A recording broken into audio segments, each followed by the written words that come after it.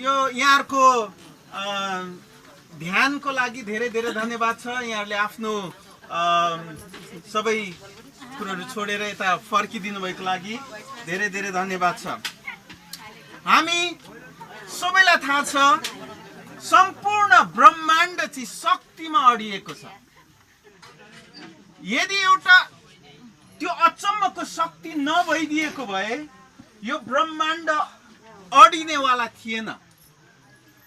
सम्पूर्ण ब्रह्माण्ड नै एउटा अलौकिक शक्तिको कारणले अडिएको छ र जो जहाँ जहाँ बस्न पर्ने हो त्यहाँ बसिराखेको छ। सौर्यमण्डल सबै कुरो एउटा अलौकिक मानिसको शक्तिभन्दा बाहिरी एउटा ठुलो शक्तिको कारणले यो अडिएको छ। अनि यो पृथ्वीभित्र भएका सबै थोकहरुमा त्यो अलौकिक शक्तिको एउटा भाग छ, त्यो ईश्वरीय शक्तिको एउटा भाग छ। त्यही शक्तिको कारणले सबै कुरो अस्तित्वमा आएको छ।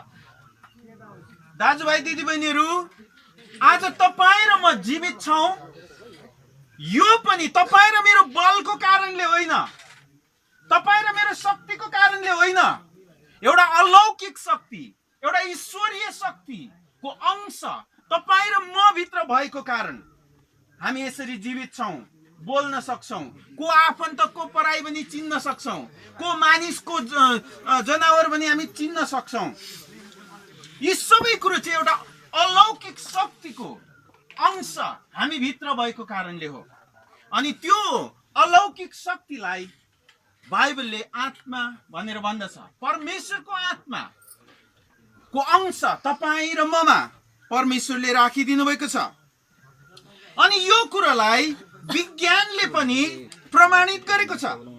विज्ञानले पहिला के भन्थ्यो भन्दा सबै थोक भौतिक कुराहरू हुन्, देखिने कुराहरू जे जति छन् तिनीहरू नै वास्तविक हुन्, त्यो भन्दा बाहिरको कुनै पनि कुराहरू वास्तविक होइनन् भनी भन्दथे।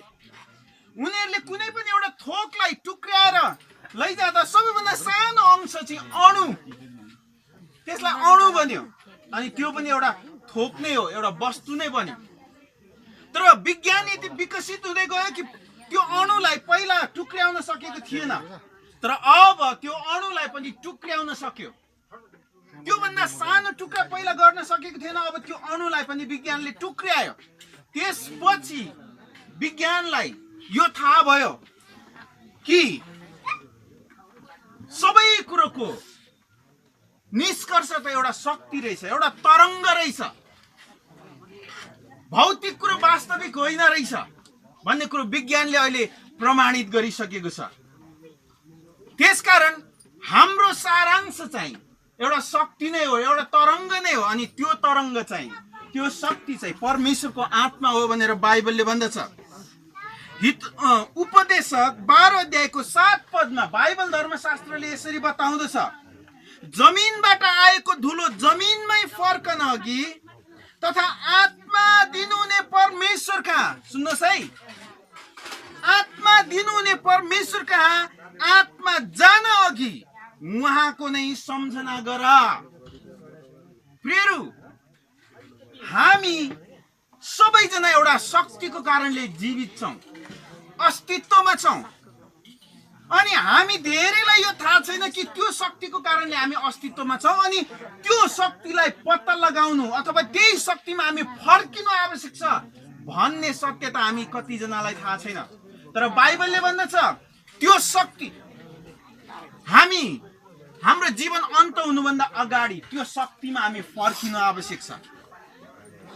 यदि त्यो शक्तिमा हामी नफर्किकन हाम्रो जीवन समाप्त भयो भने हाम्रो जीवन व्यर्थ हुँदछ भनेर बाइबलले भन्दछ।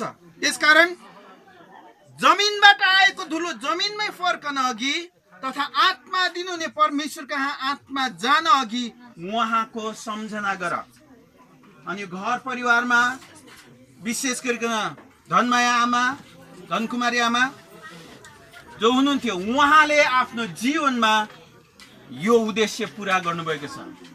उहाँले आफ्नो शरीर जमिनबाट आएको धुलो जमिनमा फर्कनु अघि र आत्मा दिनुहुने परमेश्वर कहाँ आफ्नो आत्मा फर्कन अघि उहाँले परमेश्वरलाई भेट्नु भएको छ, परमेश्वरलाई पछ्याउनु भएको छ, परमेश्वरलाई विश्वास गर्नुभएको छ। अनि यो चाहिँ उहाँको जीवनको सबैभन्दा ठुलो उपलब्धि हो। अनि यो उपलब्धि सबै मानिस जातिले पाउन् भन्ने परमेश्वर चाहनुहुन्छ। त्यसकारण यो मौका आज हामी सबैजनाको लागि, जसले परमेश्वरको बारेमा पूर्ण रूपमा विश्वास गर्न सक्नु भएको छैन, बाइबल धर्मशास्त्रले भन्दछ हामी सबैजनाले उहाँलाई विश्वास गर्नु आवश्यक छ, उहाँलाई पछ्याउन आवश्यक छ। किनभने हाम्रो जीवनको उद्देश्य, अन्तिम गन्तव्य त्यही नै हो। त्यसैकारण हामीले हाम्रो जीवन छँदै नै परमेश्वरलाई पाउनु, विश्वास गर्नु आवश्यक छ। यहाँनिर बाइबल धर्मशास्त्रमा अर्को खण्ड छ, पहिलो थेसलोनिकी 4 अध्याय।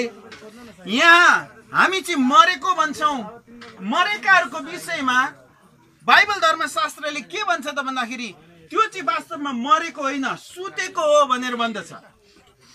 अनि पहिलो थेसलोनिकी 4:13 देखि यसरी भनेको छ, तर भाइ हो सुति गएकाहरूको विषयमा तिमीहरू अजान बस भन्ने हामी इच्छा गर्दैनौ र तिमीहरूले आशा नहुने मानिसहरू जस्तो शोक गर्नु नपरोस्, किनकि हामी विश्वास गर्छौँ कि येशू मर्नुभयो र फेरि जी उठ्नुभयो र त्यसरी नै परमेश्वरले उहाँमा सुति गएकाहरूलाई येशूद्वारा ल्याउनु हुनेछ। हालेलुया। शरीरमा जब हामी विश्राम लिन्छौँ यसलाई सुति गएको भनेर बाइबलले भन्दछ, मरेको भन्दैन तर सुति गएको भन्छ। सुतेको मान्छे जी भोलि बिहान उठ्ने आशा छ उसलाई। अनि जब प्रभुलाई विश्वास गर्छौँ, येशूलाई विश्वास गर्छौँ, येशूलाई विश्वास गरेर मरेका मानिसहरू पनि उनीहरू सधैँको लागि मर्दैन, तर उनीहरू उठ्ने विश्वास छ, उनीहरू चाहिँ पक्का फेरि जीवनमा आउँदछ। त्यसकारणले बाइबलले यसलाई सुति गएको भनेर भन्दछ। केवल यति हो, फरक यति हो कि हामी देख्दैनौँ। के हामीले देख्दैनौँ भन्नेमा के सबै मरेको हुन्छ र? मानिलिनुहोस् तपाईको कोही एकजना टाढा विदेश यात्रा गर्नुभयो, तपाईको घरबाट अथवा कमाउनको लागि विदेश जानुभयो, उहाँ तयार भएर गाडी चढ्नुभयो अनि घरका सबै परिवारले टाटा भनेर भन्नुभयो। टाटा भन्नुभयो, उहाँ यात्रा गर्दै गर्दाखेरि परिवारकाहरूले तबसम्म टाटा गरेर बसे जबसम्म त्यो गाडी देख्न सकिन्छ अथवा उहाँलाई देख्न सकिन्छ। अब हाम्रो दृष्टि सीमित छ, हाम्रो दृष्टिले उहाँ जहाँ जहाँ जानुभयो त्यहाँ सबै कुरा हामी देख्न सक्दैनौँ। त्यसकारण अब मैले देख्दै देखिनँ भन्नेमा के उहाँ मरेको हुन्छ र? त्यो घर छोडेर त्यो गाडीमा यात्रा गरेको मान्छे मरेको हुन्छ र? हामीले देखेनौँ भन्दैमा उहाँ मरेको हुन्छ र? हुँदैन। उहाँ त आफ्नो जीवनको यात्रामा हुनुहुन्छ। आमालाई पनि हामीले देखेका छैनौँ, तर बाइबलले भन्दछ उहाँ आफ्नो जीवनको यात्रामा अघि बढ्नु भएको छ। एउटा महिमादेखि अर्को महिमामा सर्नु भएको छ, एउटा चरणदेखि अर्को चरणमा सर्नु भएको छ। हालेलुया। त्यसकारणले उहाँ मर्नु भएको होइन। अब यहाँनिर उदाहरणको लागि अर्को एउटा उदाहरण तपाईँहरूलाई दिन चाहे, कसलाई उभ्याउँ भन्ने मात्रै मलाई भयो। अमृत दाई हुनुहुन्न? ल ए हजुर, अमृत दाईलाई अलिकति दुःख दिउँ। यहाँनिर कति वर्ष हुनुभयो तपाईँ? 42। उहाँ 42 वर्ष हुनुभयो दाजु। उहाँ जन्मिँदै 42 वर्ष भएर जन्मिनु भयो? जन्मिँदै यत्रै भएर जन्मिनु भयो? उहाँ जब जन्मिनु भयो उहाँको घर परिवारमा कति खुसी भयो, आनन्द भयो, काखमा लिएर ओहो लै लै लै गर्दै, होइन? त्यतिखेरको अवस्थालाई शिशु भनिन्थ्यो। बालक अमृतको जन्म भयो, शिशु अमृतको जन्म भयो, होइन? त्यतिखेर शिशु थियो। तर अलिकति चल्ने, अलिकति ठुलो यता पनि कुद्ने उता पनि कुद्ने भयो, त्यसपछि उहाँलाई बालक भन्न थालियो। शिशुबाट उहाँ बालकमा प्रवेश गर्नुभयो। अब शिशु त हरायो, खोइ त शिशु। त्यसो भए शिशु अमृत मर्यो त? मर्यो? मरेन। तर के भयो? शिशु अमृत अब बालक अमृतमा परिवर्तन भयो। अब उहाँको बालपन पनि यताउति कुद्दा कुद्दै 10, 12, 13 वर्ष भयो। 14-15 वर्ष भयो, त्यसपछि 16 वर्ष भयो, उहाँ अब के हुनुभयो? युवा अमृत हुनुभयो, हो कि होइन? युवा अमृत हुनुभयो। अब युवा अमृत भइसकेपछि बालक अमृत खोइ त?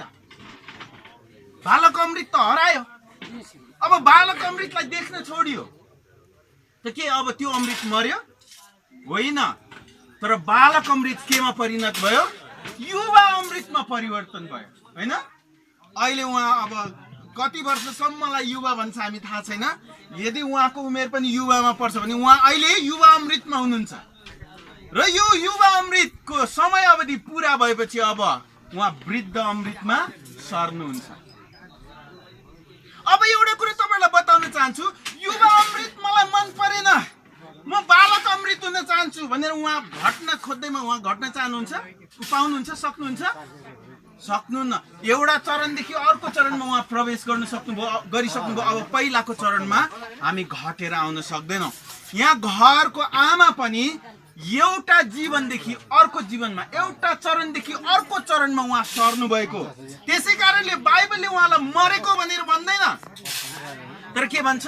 सुति गएको भनेर भन्दछ। त्यसकारण परिवारका सदस्यहरूलाई हामी अनुरोध गर्न चाहन्छौँ, आफन्त इष्टमित्रहरूलाई हामी अनुरोध गर्न चाहन्छौँ, हाम्रो आमा मर्नु भएको होइन, उहाँ सुत्नु भएको। उहाँलाई हामी फेरि भेट्न सक्छौँ, तर भेट्नको लागि एउटा उपाय छ, भेट्नको लागि एउटै मात्र बाटो छ। त्यो बाटो चाहिँ येशू प्रभु हुनुहुन्छ। हालेलुया। येशूलाई यदि तपाईँले विश्वास गर्नुभयो भने तपाईँ पनि मर्नु हुने छैन। बाइबलले भने अनुसार तपाईँ पनि सुति गएकाहरूमा पर्नु हुनेछ, अनि जो सुति गएकाहरूमा पर्दछ ऊ फेरि जीवित हुँदछ। त्यसकारण यदि तपाईँ जीवनमा मर्न चाहनुहुन्न भने, यो भन्दै गर्दाखेरि यसलाई, यो व्याख्यालाई अब भ्रंश नगर्नु होला। यसको मतलब म कहिले नमर्ने रहेछ भन्ने होइन। शरीर त एक दिन हामीले छोड्नै पर्छ। जसरी बालक अमृत युवा अमृतमा सर्दाखेरि उसको बालापन उसले छोड्नै पर्छ, त्यसरी नै यो जीवनको चरणदेखि अर्को जीवनको चरणमा पुग्नलाई संसारको जीवनको चरण त छोड्नै पर्छ। त्यसैले तर त्यो यो संसारको जीवनको चरण छोडेर अर्को जीवनको चरणमा जानलाई यदि हामी ख्रीष्ट विहीन छौं भने त्यसलाई चाहिँ मरेको भनेर भन्दछौँ। तर बाइबलले भन्दछ कि प्रभुलाई विश्वास गर्नेहरूलाई चाहिँ मरेको भन्दैन, तर सुति गएका भनेर भन्दछ। त्यसकारण आमा सुत्नु भएको हो। परिवारलाई हामी यही उत्साह दिन चाहन्छौँ, उहाँसँग हामी भेट्नेछौँ येशू ख्रीष्टद्वारा भएर। त्यसकारण येशू ख्रीष्टमा विश्वास गर्नुहोस्, किनभने येशू ख्रीष्टमा जीवन छ, येशू ख्रीष्टमा नै त्यो अधिकार छ। त्यसकारणले येशू ख्रीष्टमा तपाईहरुले विश्वास गर्नुहोस् र आमालाई फेरि भेट्न पाउनुहुनेछ। हामीसँग आशा छ, अनि आमालाई प्रभुमा भएर भेट्नको लागि चाहिँ हामीले प्रभुलाई विश्वास गर्नुपर्ने हुन्छ। किनभने बाइबल धर्मशास्त्रले यसरी भन्छ, योहन्ना 1:12 मा, जतिले उहाँलाई ग्रहण गरे, येशूलाई ग्रहण गरे, येशूको नाममा विश्वास गरे, येशूले तिनीहरूलाई, विश्वास गर्नेहरूलाई परमेश्वरको सन्तान हुने अधिकार दिनुभयो भनेर भन्दछ।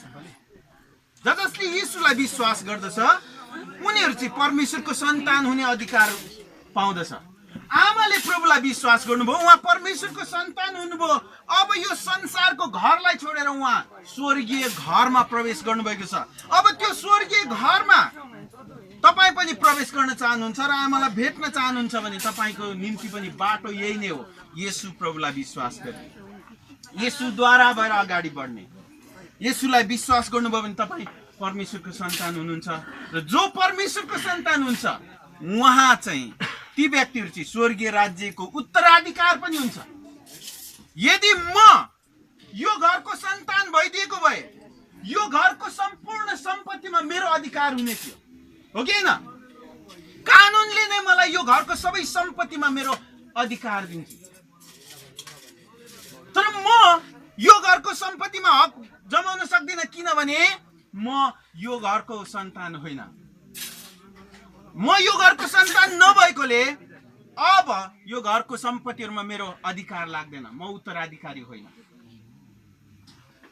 यदि तपाईँ स्वर्ग राज्यको उत्तराधिकार हुनुभयो भने मात्र तपाईँलाई चाहिँ स्वर्ग राज्यको उत्तराधिकार मिल्नेछ। तपाईलाई अधिकार मिल्नेछ त्यहाँ प्रवेश गर्ने, त्यहाँको सम्पत्तिहरू मेरो हो भनेर दाबी गर्ने, त्यहाँको सुख सुविधाहरू मेरो हो भनेर दाबी गर्ने अधिकार तपाईले तब मात्र पाउनुहुन्छ जब तपाईँ स्वर्गीय राज्यको सन्तान बन्नुहुन्छ।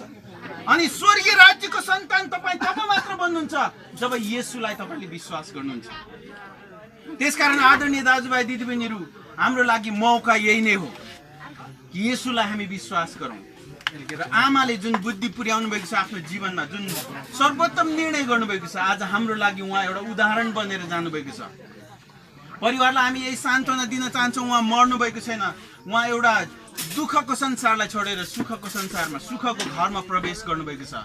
त्यसकारणले हामी धेरै चिन्ता गर्नु आवश्यक छैन। यहाँनिर 14 पदले, पहिलो थेसलोनिकी 4:14ले भन्छ, किनकि हामी विश्वास गर्छौँ कि येशू मर्नुभयो र फेरि जी उठ्नुभयो र त्यसरी नै परमेश्वरले उहाँमा सुति गएकालाई येशूद्वारा ल्याउनु हुनेछ। येशूलाई विश्वास गर्नेहरू हामी मर्यो भने पनि हामी जीवित हुनेछौँ। प्रभु यीशु ख्रीष्टले त्यही भन्नुभएको छ यूहन्नाको पुस्तकमा, पुनरुत्थान र जीवन म नै हुँ, मलाई विश्वास गर्ने मर्यो भने पनि जीवित हुनेछ।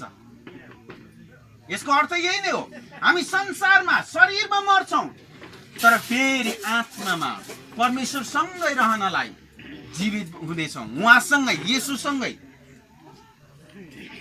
येशूलाई संसारले अहिलेसम्म स्वर्गीय येशू भनेर भन्न सक्दैन, किनभने स्वर्गीय फलना भनेर भनेको चाहिँ उहाँ चाहिँ मरेको भनेको हैन, अथवा उहाँको जन्मदिन येशू ख्रीष्टको जन्मदिनलाई अहिलेसम्म पनि मानिसहरूले ख्रीष्ट जन्मोत्सव भनेर मनाउँछ, जन्म जयन्ती भनेर होइन। यदि कोही मान्छे मर्यो, जन्मियो र उसको मरिसकेको छ र उसको जन्मदिन अझै पनि मनाउन चाहन्छ भने उसको जन्म जयन्ती मनाइन्छ, जन्मदिन होइन। तर येशू ख्रीष्टको चाहिँ आजको दिनसम्मै जन्म जयन्ती मनाइँदैन, जन्मोत्सव मनाइन्छ। यसको मतलब यही नै हो, येशू ख्रीष्ट उहाँ क्रुसमा मर्नुभयो तपाईँ हाम्रो लागि, अनि उहाँ 3 दिनपछि फेरि जीवित हुनुभयो, अनि उहाँको हामी जन्मदिन मनाउँछौँ किनभने उहाँ जीवित परमेश्वर हुनुहुन्छ। हालेलुया। र यदि हामीले उहाँलाई विश्वास गर्यौँ भने उहाँले मृत्युमाथि विजय प्राप्त गरेर उहाँ जीवनमा सर्नु भएकोले अब उहाँ सँगसँगै हामी पनि मृत्युमाथि विजय पाएर जीवनमा सर्न सक्छौँ। त्यसैले यदि त्यो जीवन पाउन चाहनुहुन्छ भने हाम्रो लागि मौका चाहिँ केवल येशूमा मात्रै छ, उपाय चाहिँ केवल येशूमा मात्रै छ। यहाँ सबैजनालाई म अनुरोध गर्न चाहन्छु, येशूको बलिदानलाई, येशूको प्रेमलाई हामी बुझौँ, जसरी यो घरको आमाले बुझ्नुभयो र उहाँलाई पछ्याउनु भयो, उहाँले आफ्नो जीवनमा एउटा महत्त्वपूर्ण निर्णय गर्नुभयो। हामी पनि एउटा महत्त्वपूर्ण निर्णय गरौँ हाम्रो आफ्नो लागि, हाम्रो भविष्यको जीवनको लागि, अर्को महिमित जीवनको लागि।